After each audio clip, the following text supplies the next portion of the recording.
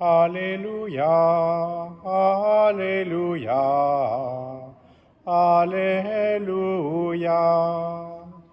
Alléluia, Alléluia, Alléluia. Moi je suis le pain de la vie, dit le Seigneur. Celui qui vient à moi n'aura jamais faim.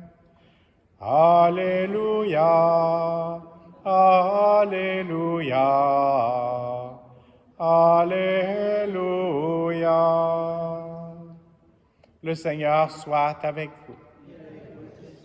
Évangile de Jésus-Christ selon saint Jean.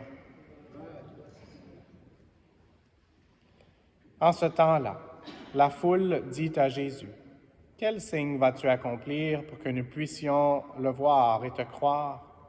Quelle œuvre vas-tu faire? Au désert, nos pères ont mangé la manne. Comme dit l'Écriture, il leur a donné à manger le pain venu du ciel. » Jésus leur répondit, « Amen, amen, je vous le dis. Ce n'est pas Moïse qui vous a donné le pain venu du ciel, c'est mon Père qui vous donne le vrai pain venu du ciel. Car le pain de Dieu, c'est celui qui descend du ciel et qui donne la vie au monde. » Ils lui dirent alors, « Seigneur, donne-nous toujours de ce pain-là. » Jésus leur répondit, « Moi, je suis le pain de la vie. Celui qui vient à moi n'aura jamais faim. Celui qui croit en moi n'aura jamais soif. » Acclamons la parole de Dieu.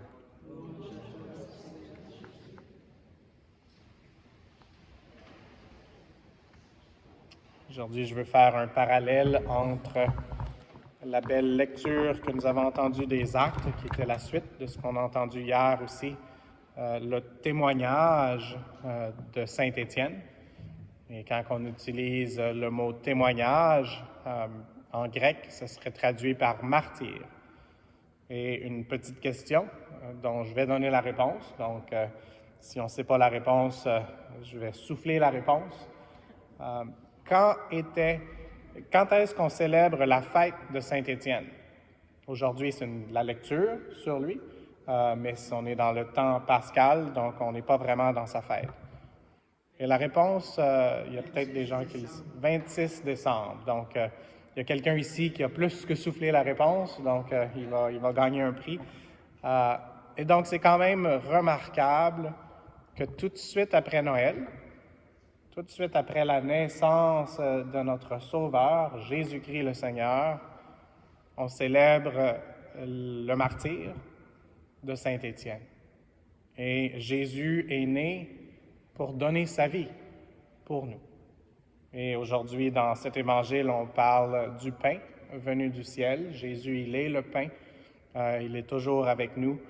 Et Jésus était né et il a été déposé dans une mangeoire. Et sur la croix, il accomplissait les paroles qu'il avait dites dans le dernier repas, « Ceci est mon corps ». Et donc, d'une certaine façon, et c'est sûr pas aussi bien que le Seigneur, qui est Dieu, mais Saint Étienne a voulu imiter Jésus-Christ.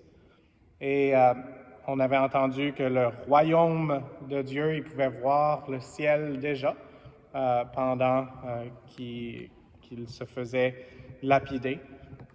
Et puis, on a entendu dans la prière d'ouverture aujourd'hui, de ce mardi de la 3e semaine, « Tu ouvres le royaume des cieux. » Et ça, c'est à ceux que tu as fait renaître de l'eau et de l'Esprit Saint.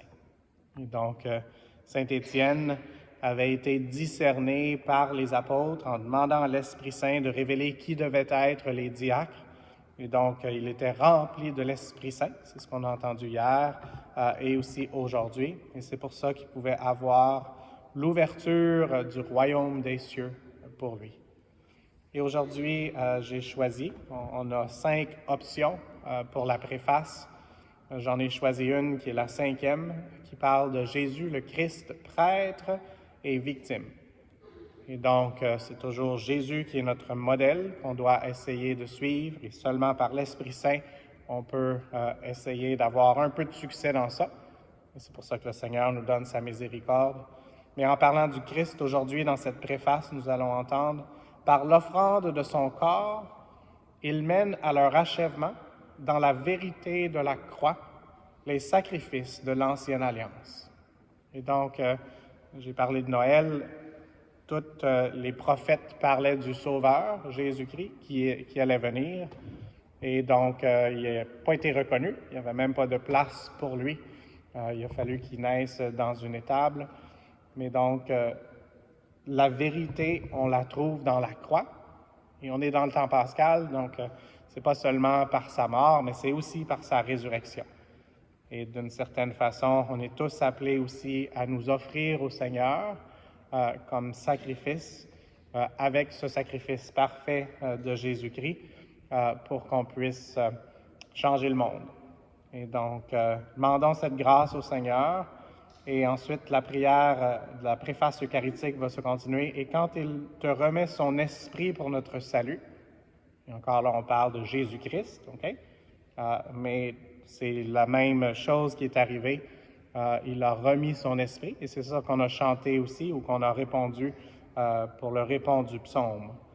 Et donc, demandons au Seigneur aujourd'hui de nous aider à recevoir encore plus la vérité de la croix, et puis à s'offrir et à remettre notre esprit, à remettre toute notre vie au Seigneur Jésus, lui qui veut nous associer à son sacrifice sur la croix et aussi à sa résurrection.